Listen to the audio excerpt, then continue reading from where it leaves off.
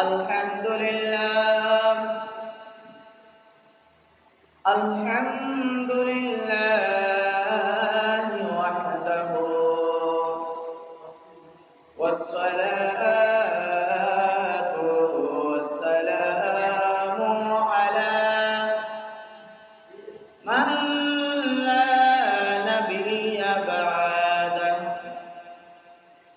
Amma ba'du, faqad qala Allah ta'ala azza wa jalla fi shan habibihi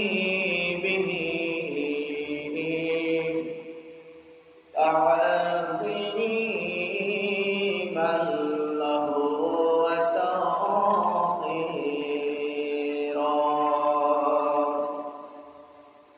Inna Allaha wa malaikatahu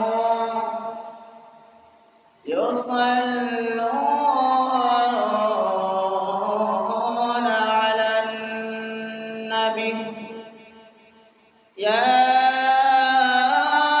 ayyuhalladzina amanu sallu alaihi wa sallimu taslima. Sallallahu ala sayyidina wa alihi wa sahbihi wa sallam.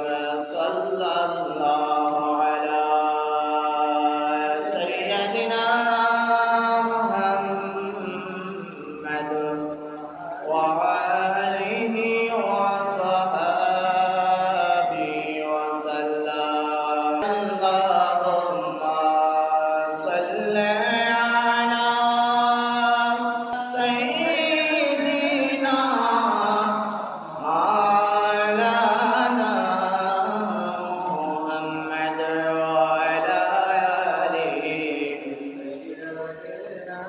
maulana Jumagar ke Kaaba banaiya dar ke Madina Zaina maje boshe boshe দেখবো সোনার Medina. আল্লাহুম্মা সাল্লি আলা সাইয়্যিদিনা মাওলানা মুহাম্মদ ওয়া আলা আলি সাইয়্যিদিনা মাওলানা মুহাম্মদ সাল্লাল্লাহু ইয়া রাসূলুল্লাহ সালাম ইয়া হাবিবাল্লাহ। আউযু বিল্লাহি মিনাশ শাইতানির রাজীম। বিসমিল্লাহির রাহমানির রাহিম। إذ كنتم أعداء فألف بين قلوبكم فأصبحتم بنعمته. صدق الله العظيم وصدق رسوله النبي الحبيب الكريم. مسلم है वतन है सारा जहां हमारा, रूह है ज़मीं से लेकर ता आसमां हमारा। मुस्लिम है हम वतन है सारा जहां हमारा। ताईद की अमान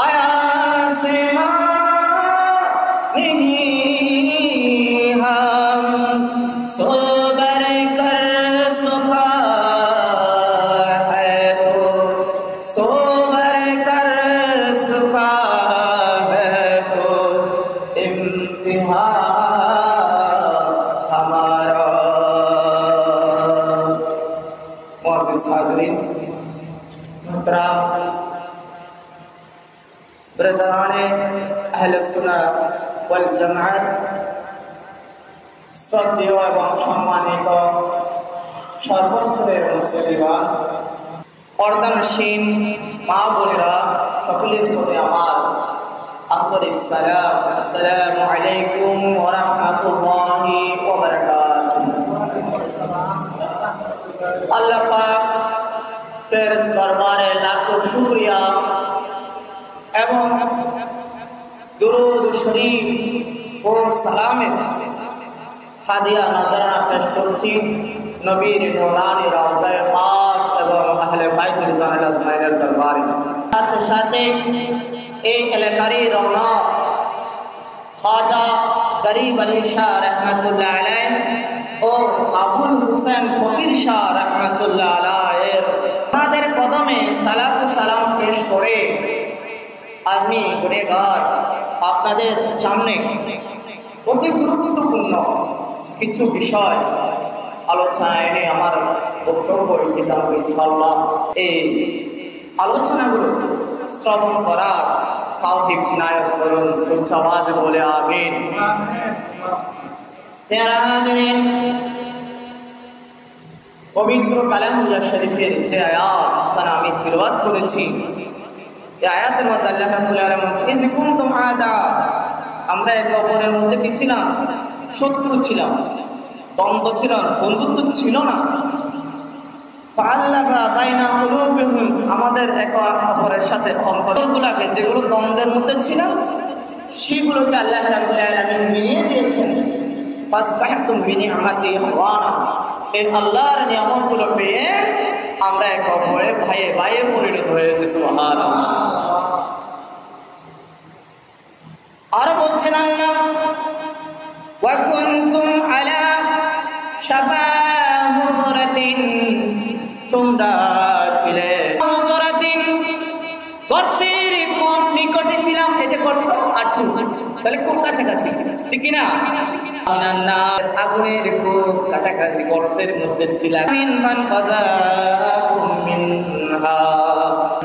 আমাদেরকে সেখান থেকে আল্লাহ রাব্বুল আলামিন উঠিয়ে এনেছেন, জাহান্নাম থেকে ফিরিয়ে এনেছেন। আমাদেরকে বলছে, দেখো তোমরা এরকম ছিলাম, এরকম পাপের মধ্যে নিমজ্জিত ছিলাম, তোমরা একে অপরের মধ্যে শত্রুতা ছিল, বন্ধুত্ব ছিল না। আমি তোমাদেরকে সেই নিয়ামতের মধ্যে অন্তর্ভুক্ত করে তোমাদের মাঝে মিল করে দিয়ে কলবগুলাকে আমি বন্ধুত্বের রূপ দিয়েছি। আওয়াজে বলে সুবহানাল্লাহ।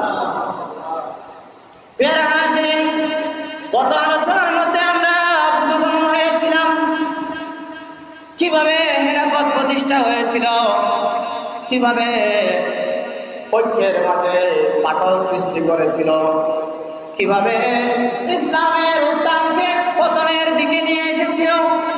আমরা আরো জেনেছিলাম ইসলামের মধ্যে ঐক্য যে ছিল, মুসলমানদের মধ্যে যে ঐক্য ছিল, সে ঐক্যের মাঝে কিভাবে ঐক্য তৈরি করেছেন।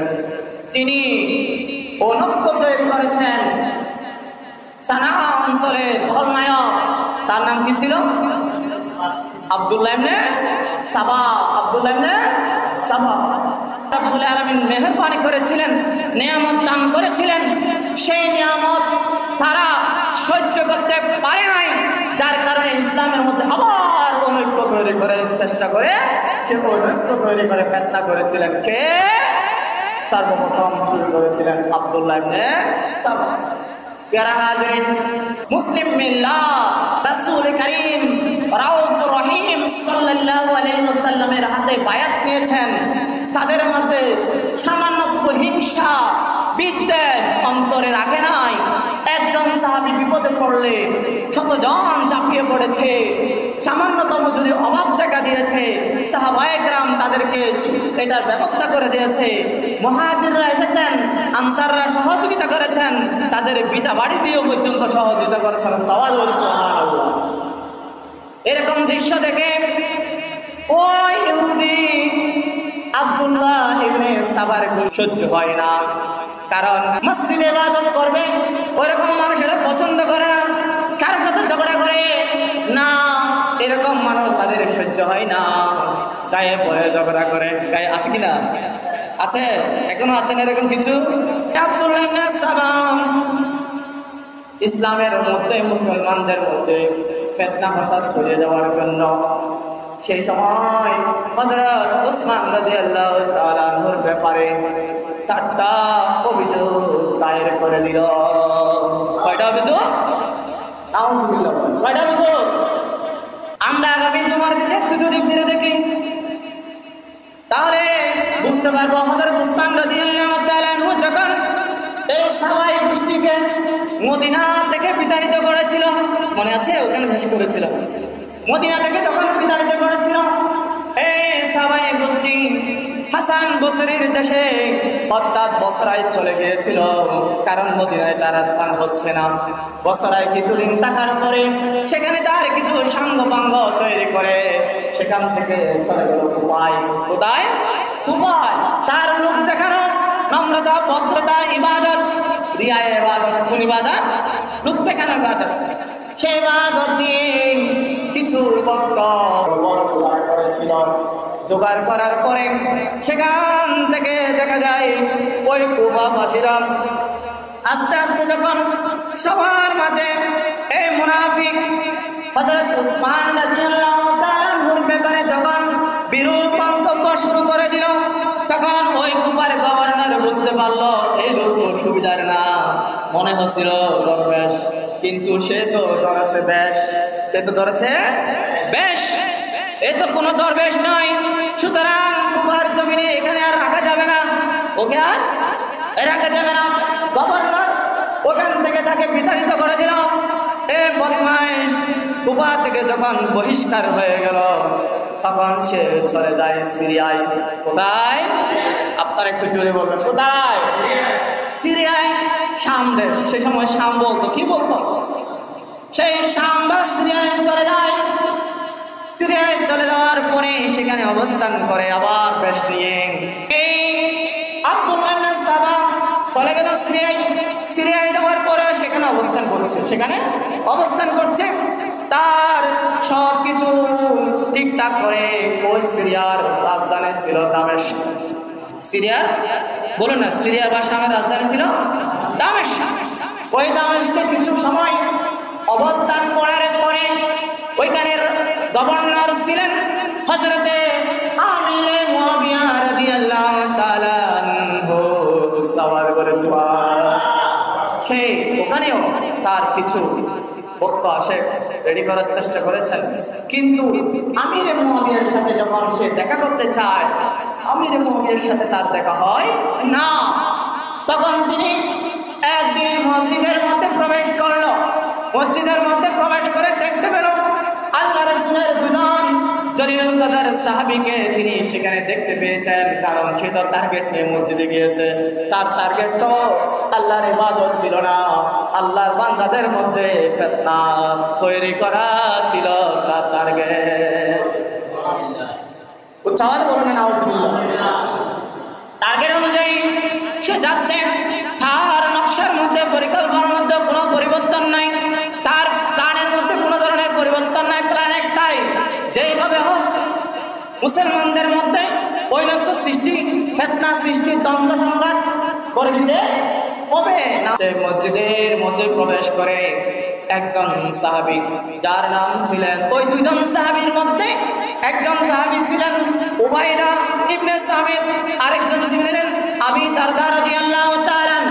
তখন তিনি চালাকি করে, তো আবি দারদা রাদিয়াল্লাহু তাআলা সাহাবী, সরল মন, মানুষকে যতই রূঢ় চরিত্রের হোক, যতই অন্তরের ভিতরে পাষাণ্য থাকুক, তারা তাদের মহব্বত, তাদের ভালোবাসা, তাদের আচরণ, তাদের আখলাক, তাদের চরিত্র দিয়ে ওই রূঢ়কে পর্যন্ত পরিবর্তন করে দিয়েছিল। সুবহানাল্লাহ। ওই সাহাবীর সামনে শুরু করে দিলেন ওই ওসমান রাদিয়াল্লাহু তাআলা আনহু এর কি বদনাম, আজেবাজে মন্তব্য। উবাইদা বুঝতে পারলেন এই তো লোক সুবিধার না, তিনি সাথে সাথে ওই আব্দুল্লাহ ইবনে সাবার থেকে সরে গেল। সন্দেশ করতে না পেরে গেল আবার দ্বিতীয় সাহাবী যিনি ছিলেন উবাইদা ইবনে সামিত, ওনার কাছে যায়, ওনাকে বলে, কিন্তু ওনাকে হয়তো বিভ্রান্তি করতে পারতেন, কারণ সরল মনা মানুষ 10টার মধ্যে তো 2-1টা সত্য হতে পারে, কারণ এমনভাবে তারা মেসেজ করে ডেলিভারি করে, সেখানে তো সত্য আর মিথ্যা বোঝা বড় কি। সাহাবীদের কাছে যখন আসলেন, যে মাত্র আলোচনা শুরু করবেন, সাহাবী রাদিয়াল্লাহু তাআলা আনহু সাথে সাথে ওই আব্দুল্লাহ ইবনে সাবাকে ভয়ে নিয়ে গেলেন আমির মুআবিয়ার কাছে। ও সওয়াল বলে সুবহানাল্লাহ, জুর স্বামী ধরে ধরে সাথে সাথে নিয়ে গেল। উনি কেন নেন নাই? কারণ আবু দারদা রাদিয়াল্লাহু তাআলা খুব নরম মনের মানুষ ছিলেন। তিনি যখন বুঝতে পারলেন উনি না আলোচনায়, উনি তাড়াতাড়ি ওই উবাইদা বিন সাবিতকে কি করে দিলেন, খবরটা জানিয়ে দিলেন।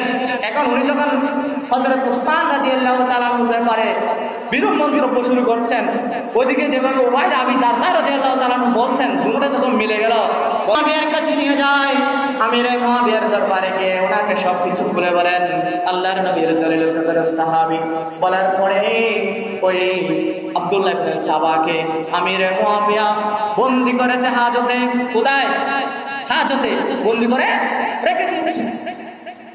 কিছুদিন পর মনে হলো আমির মুআবিয়া রাদিয়াল্লাহু তাআলা মনে হলো এই কমবক্তাকে জেলে রাখলে সে এখানেও কি করবে, যারা কয়েদি আছে এদেরকেও বিভ্রান্ত করে ফেলবে।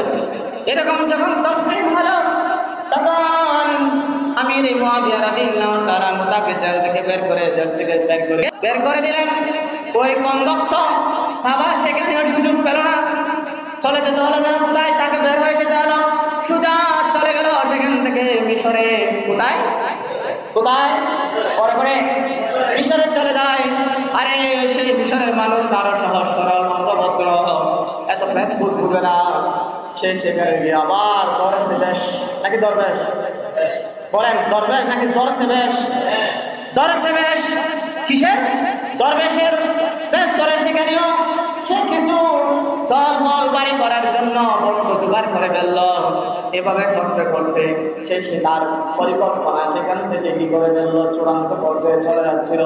মিশরের গভর্নর যখন বুঝতে পারলেন এই ব্যক্তি তো উসমান রাদিয়াল্লাহু তাআলার ব্যাপারে যেভাবে উৎসাহটা রটাচ্ছে, আরেকদিন তো আমার ব্যাপারে রটাতে দেরি করবে না, সুতরাং আমার গদি কেড়ে নিতে তার মুহূর্ত সময়ও লাগবে না। আউযুবিল্লাহ। তখন ওই মিশরের গভর্নর তাকে সেখান থেকে করে দিল, বিতাড়িত করে দিল। এখন আর যাওয়ার কোনো জায়গা না, মদিনাও যেতে পারছে। তখন মিশর থেকে যে ভক্ত আসে তৈরি করেছিল, বসরায় যে ভক্ত আসে কল্প করে তৈরি করেছিল, কুফার জমিনে যে ভক্ত আসে তৈরি করেছিল, ঘটনাগুলো মিলিয়ে নেবেন। কুফার মানুষ যে কত বড় বেফাকা, সেটা তো সুদায় কারবাল্লার মাধ্যমে, কারবাল্লার মাধ্যমে আমরা বুঝতে পেরেছি, ঠিক কিনা? ওই কুফার মানুষ কাপ্তার বেয়াদব, সেখান থেকে কিছু এবং বসরা থেকে মিশর থেকে যারা ছিল সবাই দল বল বাড়ি করে ভাই গোষ্ঠী হয়ে চলে আসতেন সরাসরি আবার মদিনায়। কিন্তু মদিনায় প্রবেশ করতে পারছে না, কারণ তাকে সেখান থেকে উসমান রাদিয়াল্লাহু তাআলা আনহু বহিষ্কার করে দিয়েছিল।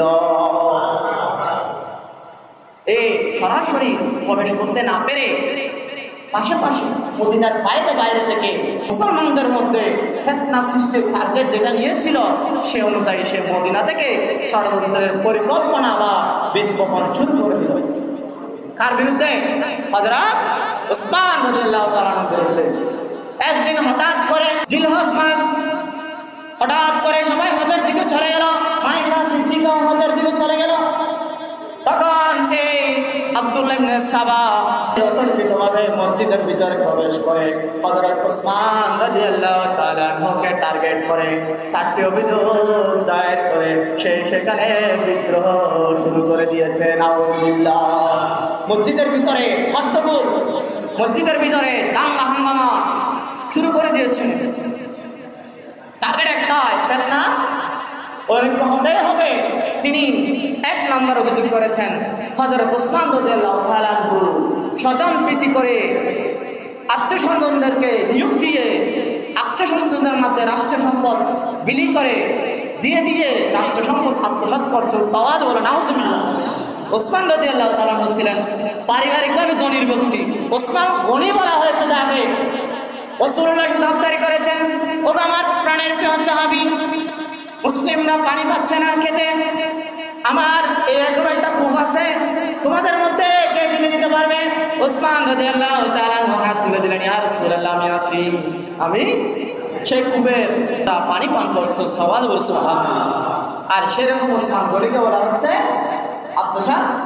অথচ ওসমান বলে, ওকে আব্দুল্লাহ ইবনে সাবা শুনো, আমি রাষ্ট্রীয় যতদিন পর্যন্ত এখানে ছিলাম আছি, একটা টাকাও, একটা দিরহাম, একটা দিনারও আমি রাষ্ট্র থেকে গ্রহণ করি নাই। তুমি যে অভিযোগ এনেছ এই অভিযোগ সম্পূর্ণভাবে বানোয়াট এবং মিথ্যা। এরপরে এটা যখন টিকতে পারলো না, 2 নম্বর অভিযোগ দিল। তিনি বলল, আপনি কম বয়সী সাহাবীদেরকে কি করে দিয়েছেন? গভর্নর বানিয়ে দিয়েছেন, বুঝেন নাই, মানে উচ্চ পদস্থ করেছেন। তিনি বললেন, অল্প বয়সের সাহাবীদেরকে উচ্চ পদস্থ করা, নেতৃত্ব দেওয়া, এটা তো আমার কিছু না, আমার নবীজি শিক্ষা দিয়েছেন। আমার নবীজি তো সর্বপ্রথম উসামা ইবনে জায়েদকে 17 বছর বয়সে, কাকে? উসামা ইবনে জায়েদকে 17 বছর বয়সে আমার নবীজি করিম সাল্লাল্লাহু আলাইহি ওয়াসাল্লাম প্রথম নেতা বানিয়ে যুদ্ধের মধ্যে পাঠিয়েছেন, তাকে উসামা বলে। সুবহানাল্লাহ। তাহলে আমার নবী যদি এই কম বয়সী যোগ্য না হলে তাকে কি নেতা বানিয়ে যুদ্ধের ময়দানে এত বড় একটা কঠিন পরিস্থিতির মধ্যে প্রেরণ করতেন? সেখানেও সে পারল না। 3 নম্বর অভিযোগ দায়ের করে দিল। তখন তিনি বললেন, আপনি মারওয়ান ইবনে হাকামকে মক্কায় প্রবেশ করার জন্য আপনি অনুমতি দিয়ে দিয়েছেন। নাউজুবিল্লাহ। অথচ মারওয়ান ইবনে হাকাম ছিলেন একজন মুসলিম, সে কোনো অমুসলিম নয়। অথচ আমার নবীজি ঘোষণা করে দিয়েছেন, যারা নবী মুসলিম হবে, যারা তাদের জন্য মক্কা এবং মদিনা উন্মুক্ত। সওয়াল বলুন সুবহানাল্লাহ। ওগো আব্দুল্লাহ ইবনে সাবা শুনো, আমার নবীজি যেখানে মক্কা মদিনা নব মুসলিমদের জন্য উন্মুক্ত করে দিয়েছে, সেখানে আমার বাধা দেওয়ার কোনো সুযোগ, আমার সেই ক্ষমতা নাই। এটা আমার ছিল না, যার কারণে আমি সেটা করেছি সেটা। তারপরে তিনি বলতেছে, এবার বলে যে আপনি হযরত আব্দুল্লাহ ইবনে সাদকে আপনি আফ্রিকা বিজয়ের জন্য তার বিজয়ের পুরস্কার হিসেবে আপনি তাকে বেশি পুরস্কার দিয়েছেন। আউযুবিল্লাহ। তো উসমান রাদিয়াল্লাহু তাআলা বলছেন, আব্দুল্লাহ ইবনে সাবা তার একটা বিজয়ের জন্য তাকে যে আমি পুরস্কার বেশি দিয়েছি, আমার নবীজি এরকম তো অনেক যুদ্ধের মধ্যে যারা বিজয় লাভ করেছেন তাদেরকে তো পুরস্কার বাড়তি দিয়েছেন, গনিমত তাদের জন্য বলেছেন। সুবহানাল্লাহ। আর তুমি কি অভিযোগ ফেলে না? এটাও কি একটা অভিযোগ? এটাও কি একটা অভিযোগ যে পুরস্কার বেশি দিলাম আমি বিজয়ীকে?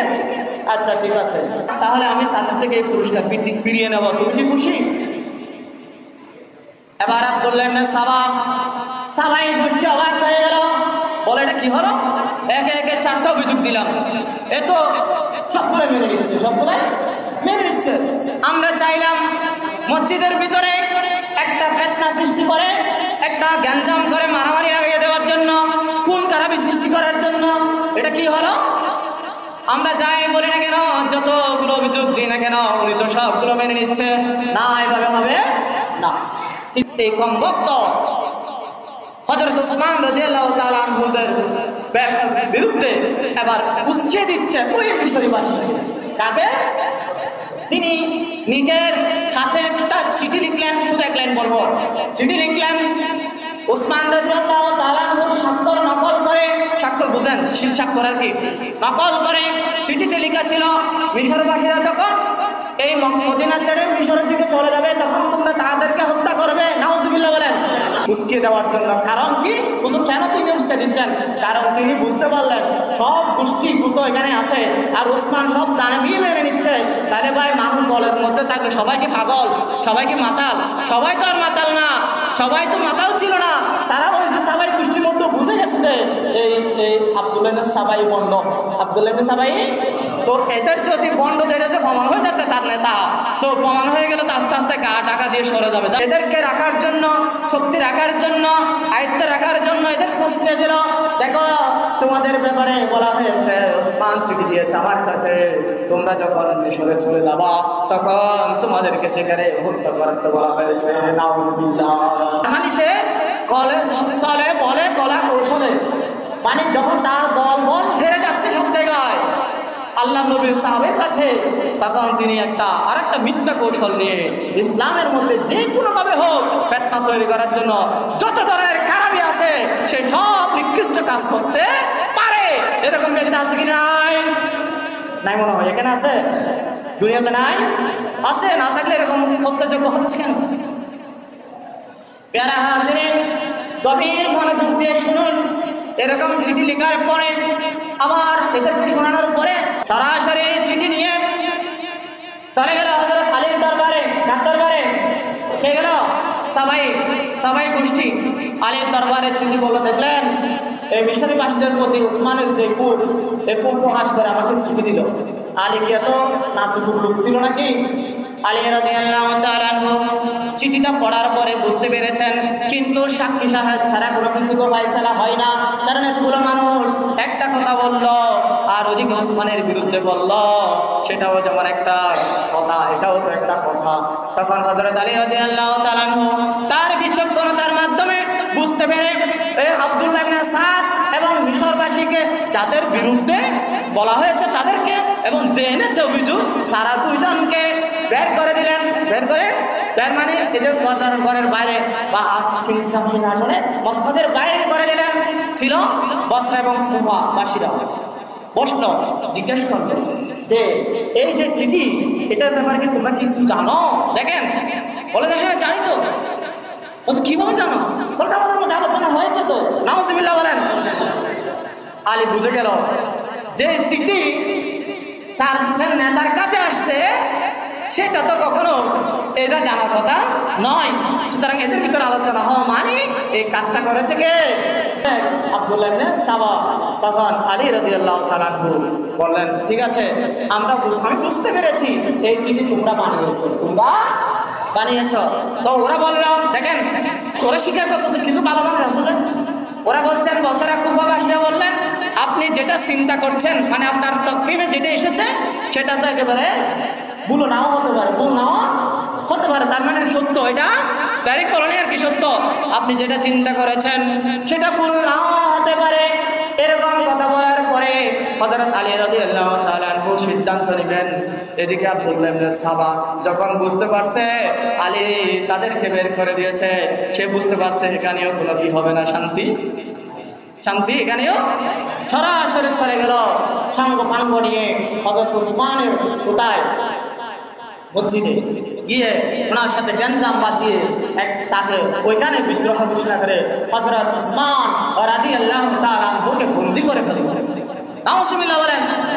কোন গোষ্ঠী? সাবাই মসজিদের ভিতরে বন্দী করে হযরত উসমান রাদিয়াল্লাহু তাআলা আনহুর নিজ বাসভবনে তাকে 22 দিন পর্যন্ত বন্দী করে রেখেছে। কোন কিতাবের মধ্যে হয়েছেন 40 দিন পর্যন্ত বন্দী করে রাখার পরে তাকে সেখানে জিম্মি করে রেখেছেন তাদের পরিকল্পনা বাস্তবায়নের জন্য। ওদিকে ওনারা তো হজের মাস, হজের মক্কায় চলে গিয়েছে। এদিকে হযরত আলী ঘটনা বুঝতে পেরে হযরত আলী রাদিয়াল্লাহু তাআলা আনহু ওনার দুই সন্তান ইমাম হাসান হুসাইনকে হযরত ওসমানের বাড়ির মহলের প্রধান যে ফটক সেখানে কি করে দিয়েছেন, পাহারা নিযুক্ত করেছেন। হযরত আবু বকর সিদ্দিক রাদিয়াল্লাহু তাআলা আনহুর সন্তান এবং অন্যান্য সাহাবায়ে কেরামদেরকে, লোকজনদেরকে সামনের গেটে অবস্থান করে হযরত ওসমান রাদিয়াল্লাহুর শরীরে যেন কেউ আঘাত করতে না পারে তাকে সেভাবে নিরাপত্তা দিচ্ছেন। কিন্তু সাবাই গোষ্ঠী নাফরমানের গোষ্ঠী, তারা কৌশলে পেছনের দেওয়াল টপকিয়ে হযরত ওসমান রাদিয়াল্লাহু তাআলা আনহুর ঘরের মধ্যে ঢুকে গেল। ওই সময় কোরআন তেলাওয়াত অবস্থায় ছিল সূরাতুল বাকারার 137 নম্বর আয়াত তিনি পড়তে সূরা বাকারার 137 নম্বর আয়াত যখন পড়তেছেন, ওই কমবক্ত ইবনে সাবার গোষ্ঠী দলবলগুলো হঠাৎ করে পিছন দিক থেকে হযরত ওসমান রাদিয়াল্লাহু তাআলা গর্দান ফেলে দিলেন। উচ্চারণে বলেন নাউজুবিল্লাহ। গর্দান ফেলে দিলেন। স্ত্রী দেখলেন, উনি যখন দৌড়ে আসলেন ওনাকে আঘাত করলেন। ওসমান রাদিয়াল্লাহু তাআলা যখন গর্দান মাথা মুবারক শহীদ হয়ে তিনি যে কোরআন পাক তেলাওয়াত করছিলেন 137 নম্বর আয়াত, ওই রক্ত মুবারক গুলো কোরআনের আয়াতের মধ্যে চরচর করে পড়েছে। আওয়াজ বলুন আল্লাহু আকবার। শুধু তাই নয়, ওসমান রাদিয়াল্লাহু তাআলা আনহু যখন হত্যা করে দিলেন, আমি একটু টেনে দিই, ওসমান রাদিয়াল্লাহু তাআলা আনহু যখন হত্যা করে দিলেন, চর্চা তরতাজা রক্ত, একদিকে মাথা অন্যদিকে রক্ত, অন্যদিকে এদিকে মদিনার পরিবেশ থমথমে, সাহাবায়ে কেরামদের চোখে পানি। মা আয়েশা সিদ্দিকা এখনো পর্যন্ত মক্কা থেকে ফিরছেন, এই অবস্থা মানে হজ শেষে ফিরছেন, সংবাদ চলে গেল মা আয়েশা সিদ্দিকা রাদিয়াল্লাহু তাআলা আনহার কাছে, ও আম্মা জান, এদিকে তো ওসমান হত্যা হয়ে গেল। হযরত আয়েশা সিদ্দিকা জানার পরে, শোনার পরে তিনি আবার মক্কার দিকে ফিরে গেলেন। ফিরে যাওয়ার পরে সিদ্ধান্ত হচ্ছে এবার এদিকে আবার ওই যে তৃতীয় গোষ্ঠী সাবাই গোষ্ঠী, এই সাবাই গোষ্ঠীর তৎপর হয়ে গেছে। ওসমান রাদিয়াল্লাহু তাআলা তারা কি ধরে গেলে দাফন করে দিতে, কারণ দোষী সাব্যস্ত হয়ে যাবে। দুইটা দলে বিভক্ত হয়ে গেল। কয়টা দলে? এক দল বলে আমাদের যুগে সমাজে এখন চলতেছে, এক দল বলে আগে বিচার হবে, আরেক দল বলে আগে চেয়ার দখল হবে। আপনারা তো কথা বলছেন ঠিক কিনা? এরকম পরিবেশ হচ্ছে এখন আছে, বুঝতেছেন? সাল্লাল্লাহু আলাইহি ওয়াসাল্লামের প্রিয় সাহাবীর বিচার হতে হবে, হত্যাকাণ্ডের বিচার হতে হবে। আরেক দল বলে এটা বাদ, আগে মসনদ দখল হোক, মসনদে বসে বিচার, এটা না ফরমা। এখন এই সাবাই গোষ্ঠী তাড়াতাড়ি করে আলীর কাছে চলে গেল। আলী, যে আপনি মানে নিজেকে কি করার জন্য, মানুষের জন্য, তখন থেকে আলী আপনি মসনদ বায়াত গ্রহণ করেন, বায়াত দেন সবাইকে। নাউজুবিল্লাহ, এটা তো বন্ডামি। আলী বলে, শোনো সাবা, বুঝতে পেরেছেন? অন্য কাকে বুঝো, আমি এই পদের যোগ্য নয়, কিন্তু চাপ সৃষ্টি করছেন। চাপ সৃষ্টি করার পরে তালহা এবং জুবাইর রাদিয়াল্লাহু তাআলা আনহু মায়েশার কাছে চলে গেল মক্কায়। ও আম্মা জান, ওইদিকে আপনাকে যেতে হবে, এখন আমরা কি করব? মদিনার শূন্য হত্যা হয়েছে, দাফন করতে পারছি না। তারা তো কি হচ্ছে, বায়াত নেওয়ার, আলী বায়াত নেওয়ার জন্য চাপ দিচ্ছে। মায়েশা বলে, শোনো, তালহা, জুবাইর, আয়েশা পরামর্শ করে সিদ্ধান্ত উপনীত হলো আগে আলীর বিচার হবে, ওসমান হত্যা রাদিয়াল্লাহু তাআলা আনহুর বিচার হবে, তারপরে আলীকে আমরা কোথায় বসাবো? মসনদে বসাবো। এটা শোনার পরে এখন এদের মধ্যে হয়েছে, কিন্তু আলীকে বলা হয়েছে, আলী এই ওসমান হত্যার বিচারের ব্যাপারে আমাদের আম্মা জান আয়েশা সিদ্দিকা ফয়সালা। আলী রাদিয়াল্লাহু তাআলা আনহুর শাশুড়ি, আলী রাদিয়াল্লাহু তাআলা আনহুর শাশুড়ি চলে গেলেন মাত্র আলী রাদিয়াল্লাহু তাআলা আম্মা জানের কাছে। সবাই ওখানে গিয়ে সিদ্ধান্ত একটাই, যে আলী হযরত ওসমান রাদিয়াল্লাহু তাআলা আনহুর বিচার আগে। যে কথা, সেই পরামর্শ, সেই সিদ্ধান্ত অনুযায়ী সবাই চলে আসলো। মায়েশা জিজ্ঞেস করলো, বলো তো ওসমানের এই হত্যাকাণ্ডের পরিকল্পনা কোথা থেকে হয়েছে? তারা সবাই বললো এটা করা হয়েছে বসরা থেকে। কোথা থেকে? ওই বসরা থেকে সবাই গোষ্ঠী করেছে। তখন বলে যে আমরা সবাই কোথায় চলে যাবো? বসরা। সবাই বসরায় আসলেন। এদিক থেকে মক্কাবাসী যারা ছিল, ওদিক থেকে সিরিয়া এবং শাম থেকে হযরত আমির মুআবিয়া রাদিয়াল্লাহু তাআলা আনহু চলে আসলেন বসরায়। চলে আসলেন, আবার একটা সিদ্ধান্ত হলো যে আমরা কেমনে কি করতে পারি, বিচার কিভাবে শুরু করতে পারি। সবার একটা সিদ্ধান্ত যে আগে হযরত ওসমান রাদিয়াল্লাহু তাআলা আনহুর বিচার হবে, তারপর কি হযরত আলীকে আমরা মসনদে বসাবো, আমরা সবাই তার কাছে বায়াত গ্রহণ করবো। সুবহানাল্লাহ। সিদ্ধান্ত চূড়ান্ত। সাবাই গোষ্ঠী বলতে এটা কেমন? আমি চাইছিলাম রক্তপাত, আমি চাইছিলাম দ্বন্দ্ব, এরা থাকবে না, এরা একে অপরের মারামারি করবে, কিন্তু এরা তো একটাই সিদ্ধান্ত, আলী যদি মসনদে বসে যায় আমাদের তার রেহাই নাই। জানো পেটটা কিভাবে সৃষ্টি করছে, এটা একটু শুধু আরো অনেক কথা। হযরত আয়েশা সিদ্দিকা রাদিয়াল্লাহু তাআলা আনহু সহ আমির মুআবিয়া, হযরত আলী, তালহা, জুবাইর আর অসংখ্য সাহাবায়ে কেরাম ওইখানে পৌঁছে সিদ্ধান্ত চূড়ান্ত। খুশি মনে সবাই রাতে খাওয়া দাওয়া করে শুয়ে পড়েছেন। সুবহানাল্লাহ। খুশি মনে কি, যে আগে ওসমান রাদিয়াল্লাহু তাআলা আনহুর বিচার হবে, হত্যাকাণ্ডের বিচার হবে, তারপর আলীকে আমরা কি বসাবো? মসনদে বসাবো মদিনার। সেই মসনদ থেকে আমরা সবাই মিলে বায়াত নিয়ে আমরা সেই মদিনা আবার চলবে। সুবহানাল্লাহ। এই সিদ্ধান্ত কি দ্বিতীয় পক্ষ সাহাবায়ে গোষ্ঠী মানতে পেরেছে? পারে না, এটা তো সম্ভব না। কারণ যদি আলী মসনদে বসে তাহলে ফাঁসির দড়ি, বিচার তখন শুরু করবে, ফাঁসির দড়ি তো আগে আমার গলায়। কার গলায়? সুতরাং আমার গলায় ফাঁসির দড়ি তার আগে আমি তাদের মধ্যে একটা কি করে দিতে হবে? সংঘাত সৃষ্টি করে দেওয়া হবে, প্রতিপক্ষ তৈরি করে ফেলতে হবে। এই জায়গা থেকে আলোচনা ইনশাআল্লাহ আরো হবে। আজ জায়গা থেকে শুধু একটাই মেসেজ দিব, ভাই ভাই যতই ক্ষতি হোক, আপনার যতই স্বার্থের বিরুদ্ধে যাক, কিন্তু পরকে কখনো ভাইয়ের বিরুদ্ধে বলবেন। বলবেন? হাত তুলে বলেন, বলবেন। আমরা ভাইয়ে ভাইয়ে যতই খারাপ রক্তাক্ত রক্তের মধ্যে কিন্তু বাইরে তৃতীয় পক্ষ ডাকবো, বুঝছো? উপরে হাত তুলে বলেন ডাকবেন। এই হাত যে তুলেছেন, এই হাতগুলো যদি আল্লাহ কবুল করে, তাহলে আল মুসলিম আকুল মুসলিম, এক মুসলমান যখন মুসলমানের ভাই, সুতরাং মুসলমান যদি ভাই হতে পারে তাহলে রক্তের ভাই আরো কাছে। সুতরাং ভাই বোন পরিবারের বিরুদ্ধে কাউকে ডাকতে যাবে, প্রয়োজন হলে ক্ষতি হোক, হ্যাঁ চেষ্টা করার চেষ্টা করবেন বসে, কিন্তু বাইরের মধ্যে ডাকতে যাবে। বাইরের মানুষ দেখেছেন, শান্তি তো দূরের কথা, অশান্তির সীমা কল্পনা করতে পারবে। আলী রাদিয়াল্লাহু তাআলা কি হয়ে গেল? চূড়ান্ত হয়ে গেল। মায়েশা সিদ্দিকা রাদিয়াল্লাহু তাআলা তাবুতে ঘুমিয়ে পড়লেন। হযরত আলী রাদিয়াল্লাহু তাআলা দলবল পরিবার পরিজন ঘুমিয়ে পড়লেন। ওই সাবাই গোষ্ঠী ফিতনা কিভাবে আবার লাগিয়ে দিচ্ছে।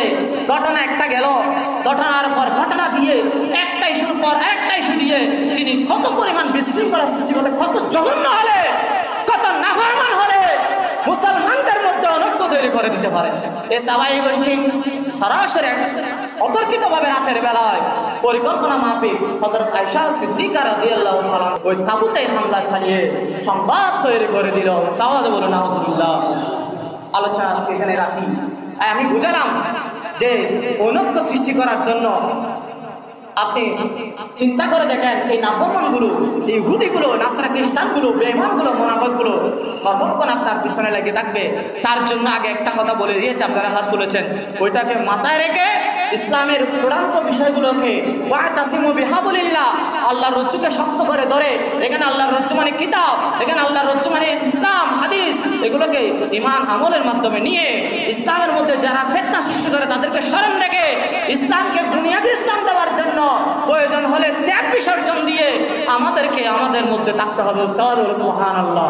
যারা ফিতনা করবে তাদেরকে শাস্তি করতে হবে, তাদের ব্যাপারে চূড়ান্তভাবে একটা ফয়সালা দিতে হবে। কারণ আল্লাহ বলেছেন আল ফিতনাতু আশাদ্দু মিনাল কতল, যে ফিতনা ছড়ায় সেই কতল করেছে আর জঘন্য কাজ করেছে। সুতরাং কতল করলে তো মরে যেতেন, ফিতনা করার কারণে সে আপনি তো একবার মরেন নাই, যতবার আপনি ফিতনার মধ্যে পতিত হয়েছেন ততবারই মরে গিয়েছেন। সেজন্য মরলে একবার মরবেন, বারবার মরা দরকার না। সুতরাং আল্লাহ আমাদেরকে সবাইকে এই ফিতনাকারীদের থেকে, বিশৃঙ্খলা সৃষ্টিকারীদের থেকে নিজের ঈমান আমলকে হেফাজত রেখে আমরা আমাদের ইসলামের সৌন্দর্যকে সুসজ্জিত করে মসজিদ মাদ্রাসাকে আলোকিত করার জন্য, চরিত্রকে সুন্দর করার জন্য যুবকদের যে চিন্তা চেতনা, সেটা দিন আল্লাহ রাব্বুল আলামিন যেন দিনের সাথে কবুল করেন এবং যুবকদেরকে যেন ঈমানের মূল উদ্দেশ্যগুলো, ঈমানের লক্ষ্যগুলো বুঝার যোগ্যতা দান করেন। এই ফরিয়াদ আল্লাহর কাছে রেখে আমার আলোচনা এখানে ইতিতামলাম। ওয়া আখিরি দাওয়ানা আলহামদুলিল্লাহি রাব্বিল আলামিন। আসসালামু আলাইকুম ওয়া রাহমাতুল্লাহি ওয়া বারাকাতুহু।